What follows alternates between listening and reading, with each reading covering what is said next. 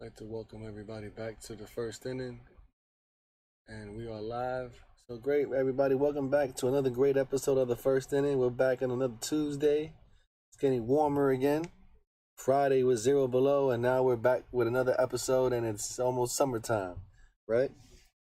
But so far the Yankees have made some great moves. I guess a great move. I don't know, but we're gonna get into that, and we're gonna get into some other things. Yankees invite their top two prospects into spring training. Anthony Velope and Dominguez will be at camp. We're gonna get into that a little shortly, and we're gonna get into Yankees signing Ian Hamilton to a minor league deal, and we're gonna talk about Aaron Hicks and will he show up in 2023. So we got a good show for you. Stay tuned, stay tight, hit that like button.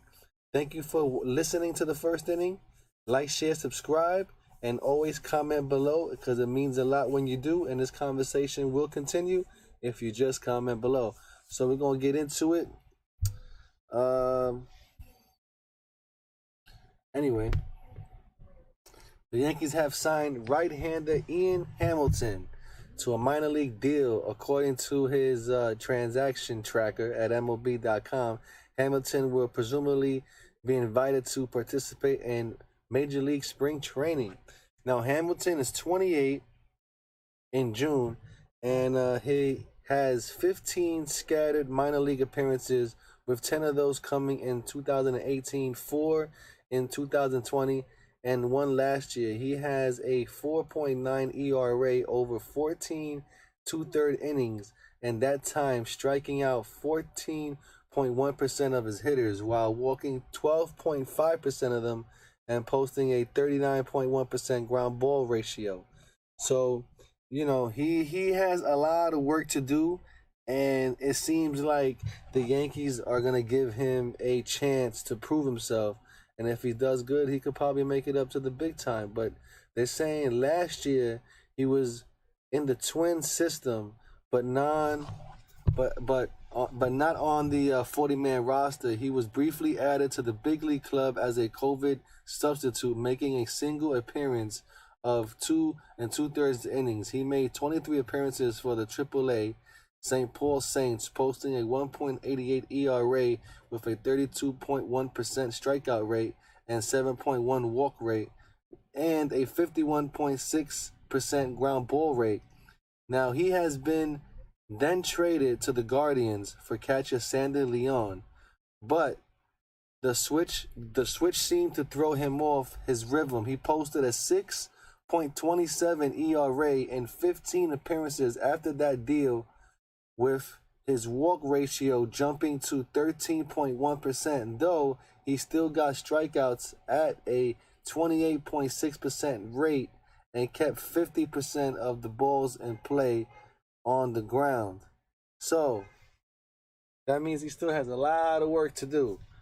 That's what I'm saying. But between the two organizations is what they're saying. Hamilton posted a 3.61 ERA in 47 and 1/3 innings, AAA innings, while striking out 30.6% of the batters faced and getting grounders on more than half of the balls in play. His 9.7% combined walk rate was a big high, but it was still a solid showing, and the Yankees are intrigued enough to give him a closer look.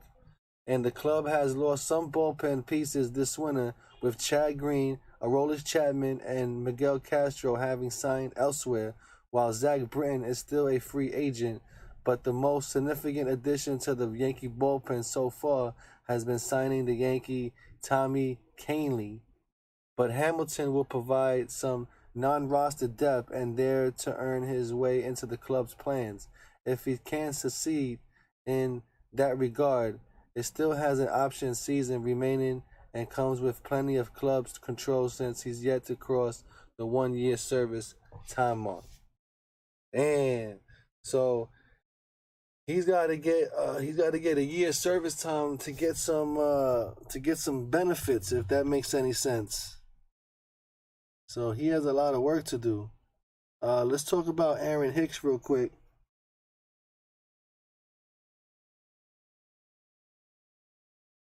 as I pull up my thing. So will Aaron Hicks show up to the plate? So after struggling after struggling at the plate in his first few major league seasons, Aaron Hicks seemed to break out in 2017. The switch hitting outfielder went into injured list a few times due to oblique issues and only got into 88 games. But he has hit 15 home runs and stole 10 bases. He also drew walks in 14.1% of his plate appearances, well beyond that year 8.5 league average. His 266, 372, 475 batting line led to a 128 WRC plus, indicating he was 28% better than the league average hitter. His defense was also graded well, allowing him to produce 2.7 wins above replacement per the calculations of Fangraphs, despite playing barely half a season.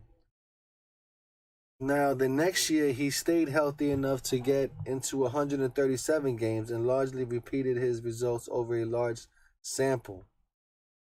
Now, he launched 27 home runs, swiped 11 bags, and walked in 15.5% of his trips to the plate.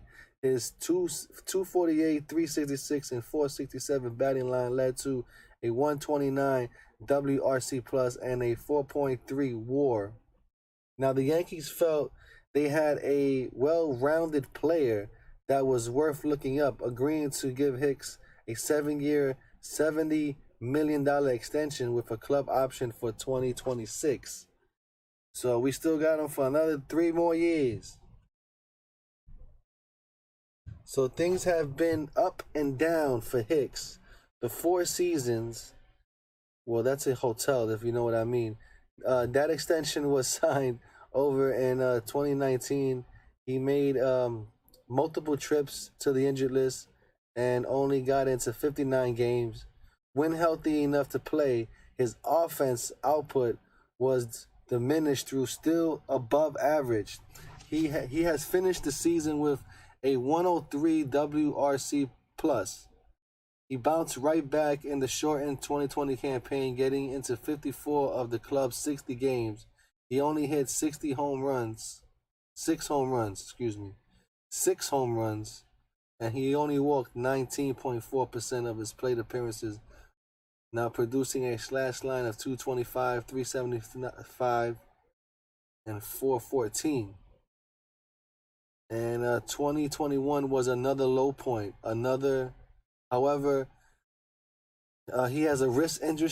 He had a wrist injury, it limited him to 32 games of poor production before surgery in May, and he wasn't able to return into form. Now, in 2022, which is the last year, was the first time Hicks was healthy over a full season since that excellent 2018 campaign, though he wasn't able to properly return to form, hitting just 8 home runs in 130 games. He still walked at a healthy 13.7 ratio and stole 10 bases, but overall production was down. He was at 216, 330, 313 line of a WRC plus of 90. So it went way down. And he also lost the center field job. And as the Yankees frequently ran Aaron Judge out there instead of acquiring Harrison Bader out at the trade line, even though Bader was injured at the time and wouldn't be able to make his spot until mid-September, Hicks worked in left field and was graded well, which, along with his speed, still allowed him to tally a 1.5 WAR on the year. That's not disastrous, but it was a far cry from previous form. Now, there's still 3 guaranteed years remaining on that extension, and the Yankees have reportedly been fielding trade offers on Hicks this offseason without finding a deal to their liking. Now, with Bader and Judge set to be in center and right, The club was open to finding external additions in left field, but didn't end up doing so. That leaves Hicks batting for the job next year against Ivan Florial and Oswaldo Cabrera. Oswaldo Cabrera should have that job, in my opinion, and Hicks should be the bench player. But so, what can be expected out of Aaron Hicks in 2023? Now, was 2022 some kind of outlier of just a reasonable expectation of the kind of player Hicks is now?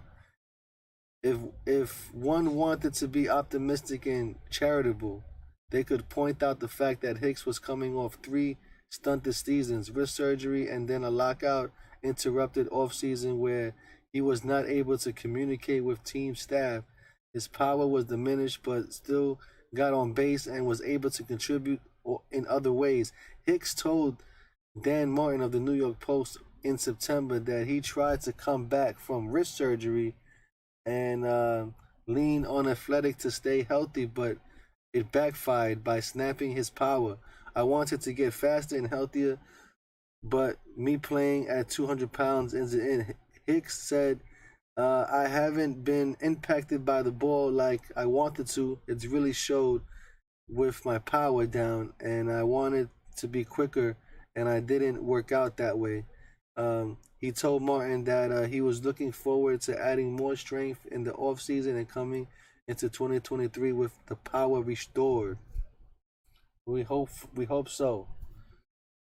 So Hicks hasn't been both good and healthy over an extended period of time since 2018. It's not his fault. There was a pandemic shortened season. It happened to be injured on either side, but in fact of the matter is that now 33 and natural age-based rejection is working against him. So they're saying he's 33 and getting old, but you know what? We're going to have to see. What's up, Bryson? Taco Tuesday, for real. I got the internet working back. Today, they had a power outage of cable and internet in the area. I didn't know if I was going to go on or not, but we made it. We made it on. But hopefully I didn't bore you here with Aaron Hicks talk. But Aaron Hicks, you know what? In my opinion, just let Aaron Hicks play, man. Just let him play. Who cares? You know, we're gonna need everybody we can get anyway, man. And you know what? He might be lost at sea, you know, when he's out in left field. But you know, it might work out. It might work out.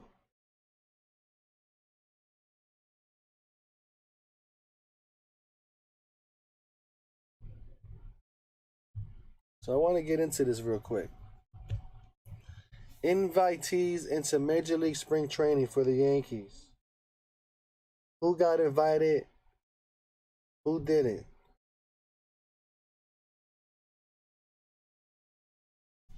So you got non-roster invitees. 13 played in other organizations in 2022 and signed minor league contracts with the Yankees for the 2023 season. Willie Calhoun, Tyler Danish, Wilmer Defoe, DeMarcus Evans, Ian Hamilton, Michael Hermanslow, Billy McKinney, James Norwood, Rafael Ortega, Nick Ramirez, Lisandro Santos, Tanner Tully, and Jamie Westbrook. So those guys are non-roster invitees, and they're all trying to make it to the big leagues.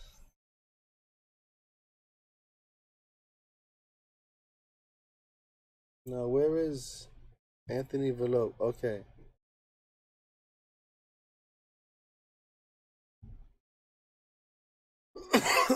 Big name that we should be looking for is, of course, Anthony Volpe. And outfielder Jason Dominguez. That's the kid right there. Jason Dominguez is the kid right there. I'm telling you, I seen him play in Coney Island against the Brooklyn Cyclones, and the boy hit 2 home runs that day, or something like that. Well, he did surely did hit a home run to beat the game. So yeah, he's gonna be something to look out for. I'm telling you, he's the guy.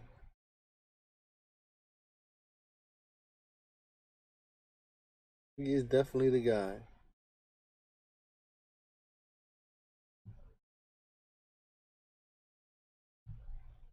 Wait, let me go to this. Let me go to injury and moves real quick. Let me check this out. You see how fast the internet is working now? It's lightning speed.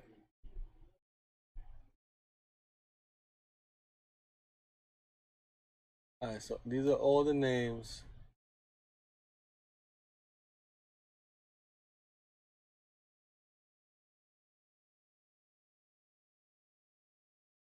So 69 players are reporting to spring training. On the bottom of that first paragraph on top, if you can read, it says, re-signed with the Yankees for 2023 after playing in an organization in 2022. The number of players currently scheduled to report to spring training is 69 players. Now, only 40 players make it, right?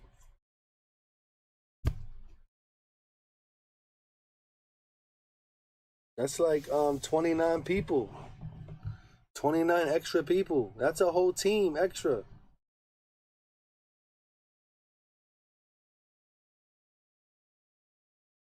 But to be on the actual team, I think it's 29 people on the team. 40-man roster, something like that, right?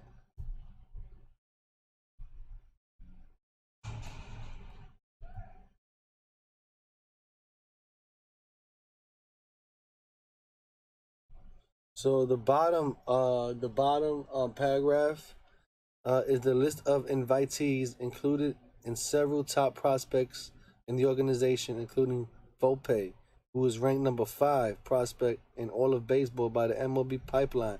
Now Dominguez is ranked as Yankees prospect number 2. I read that so backwards. And baseball's number 39 prospect. Well, is the Yanks number 4 prospect and number 82 prospect in baseball? Wow. I'm telling you, Jason Dominguez, man.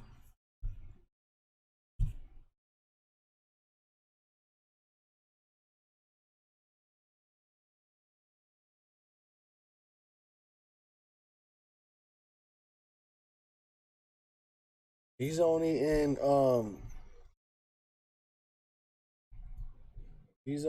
double A. High double A.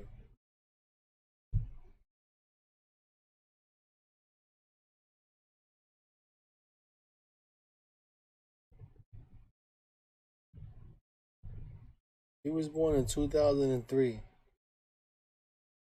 Oh, snap. Today's his birthday. Holy cow. Do you see that on the screen? Date of birth. February 7th, 2003. Today's his birthday. So, hey, happy birthday, Jason Dominguez.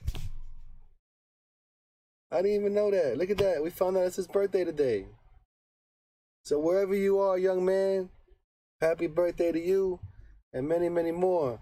And hit a home run on your first hit inside Yankee Stadium.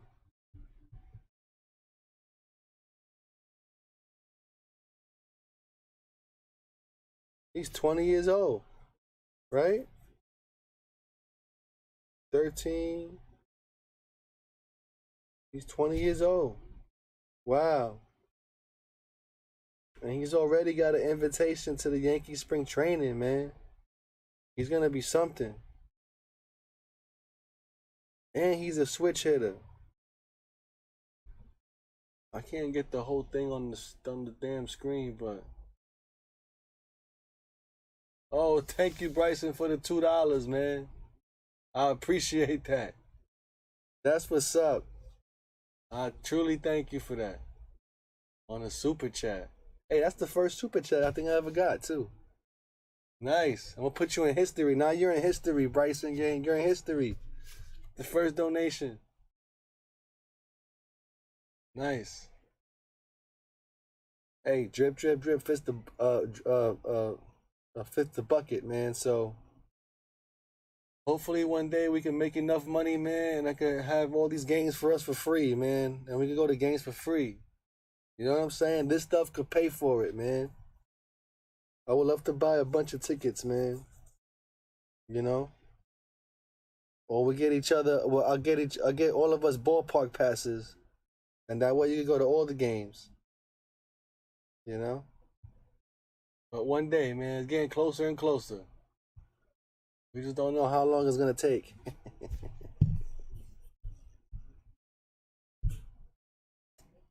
But it's happening, man. So these guys, these top four guys, those are the guys right there. Austin Wells, he's gonna have to prove himself too. But these guys are pretty good, man.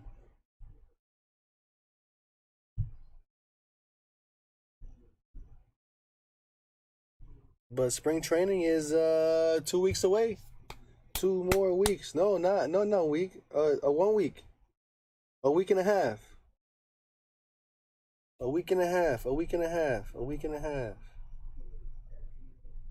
So the only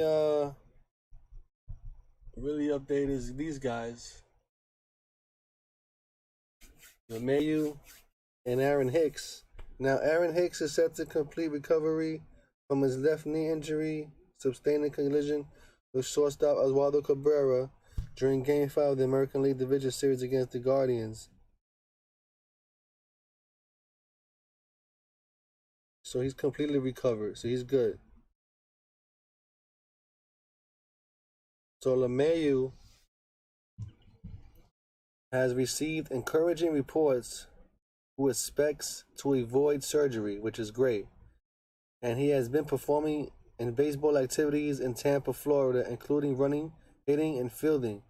Diagnosed with an injured ligament on the underside of his second right toe that might have stemmed from an earlier fracture to his right big toe. LeMayu opted for a conservative treatment route on his right foot, which slapped his strength on mobility during the second half of the season and prompted the Yankees to leave him off their postseason roster. Wow. See, we need LeMayu, man. I don't know, man.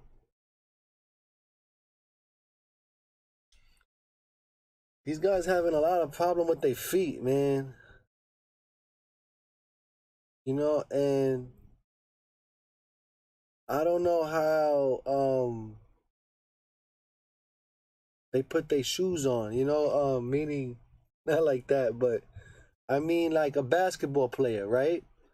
Let's say LeBron James. LeBron James has to go into the training room, right? And they tape up his feet, right? Every basketball player, they tape up their feet and everything so they could put their sneaker on, and their feet will be good, from resistance or anything like that. So I don't know, you know,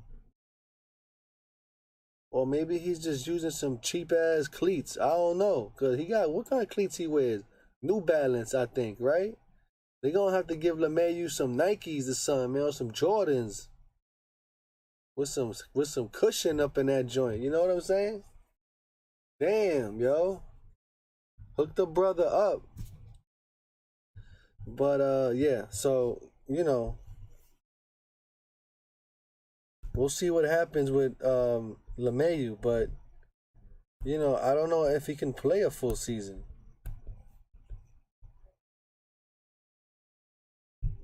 That's the problem. Can he do it?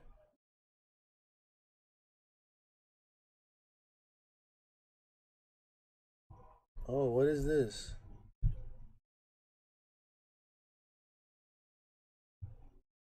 So these are the new rules.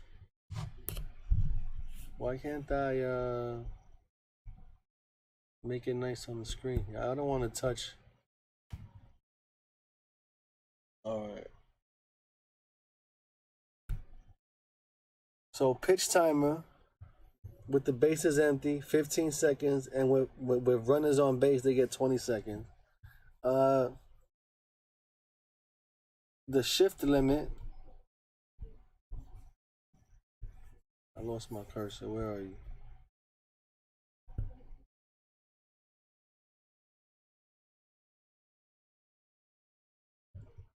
All right, the shift limit.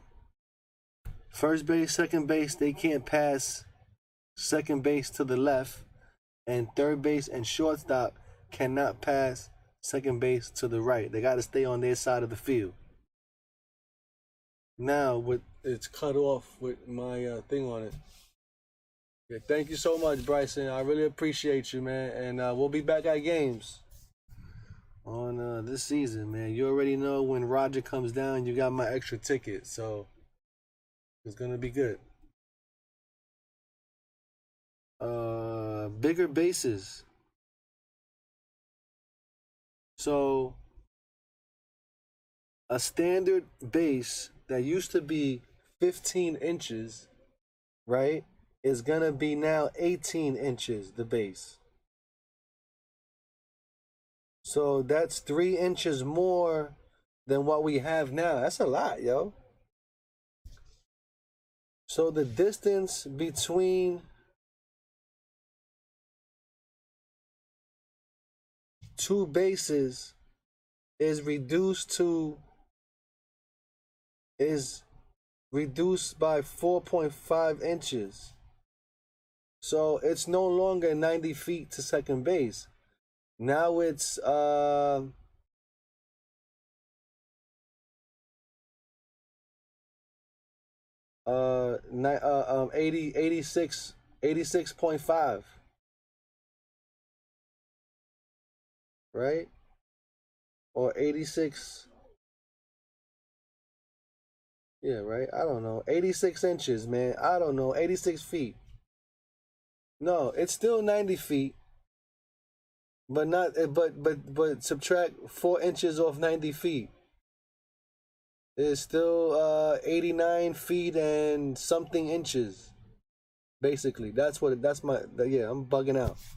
So it's 89 feet something inches. 6.5 inches. 89 feet 6.5 inches, I guess. Right? Could be wrong. But yeah, that's what it is. This right here is gonna help a lot. The shift alone. The shift alone, like we were just talking about Aaron Hicks, right?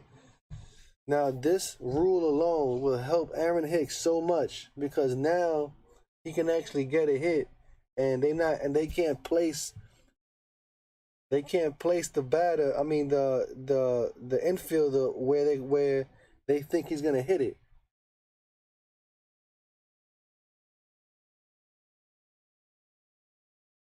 So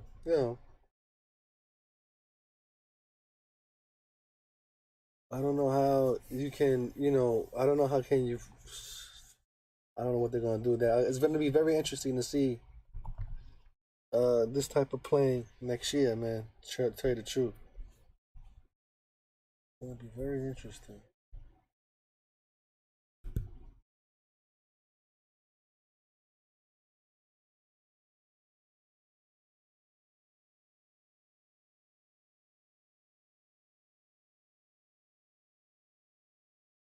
So it says bigger bases.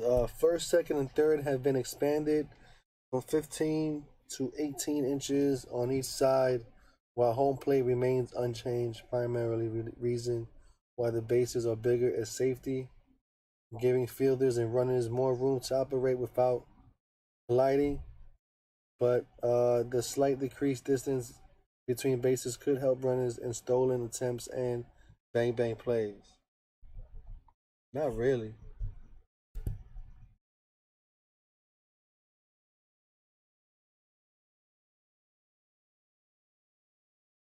So the new rule will be in effect spring training on opening day of the 2023 season.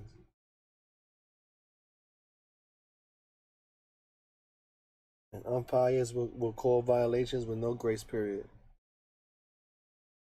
They will be enforced during the postseason.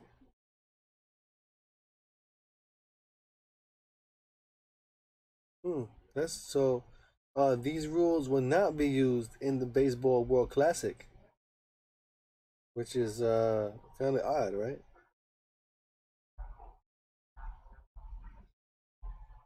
So what is the genesis on the rule change?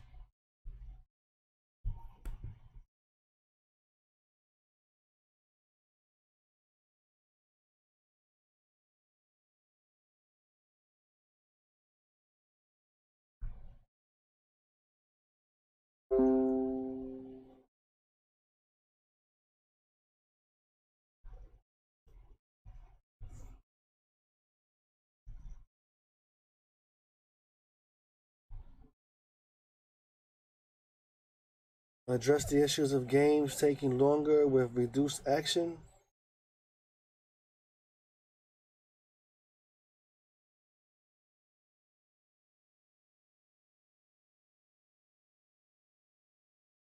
This doesn't even make any sense, but basically they wanted to make the game faster.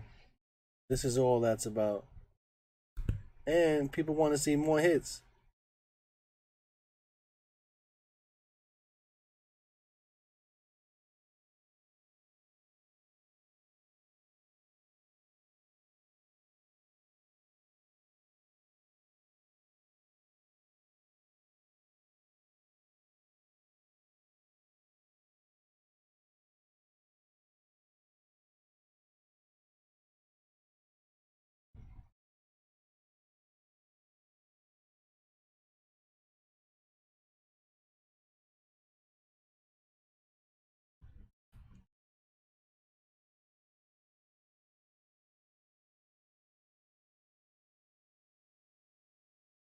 I mean, I just read about all this stuff too. I just said all this stuff already. So I guess we're gonna end this episode here, man. We're gonna end this episode here with the shift limits. Bigger bases, pitch timer. I'm gonna get out of here. I'm gonna get something to drink. The weather is getting warmer. Starting to feel good out there. Super Bowl is this weekend. Can't wait for that. The Grammys was last weekend. Awesome Grammys. Loved it. And yeah, so we'll be back Friday with another continuation. I'll come up with something to come up with. But we'll be back with another one. Thank you, Bryson, on the donations. And thank y'all all for watching. And we'll be back with another one. So, so long, everybody. And see ya.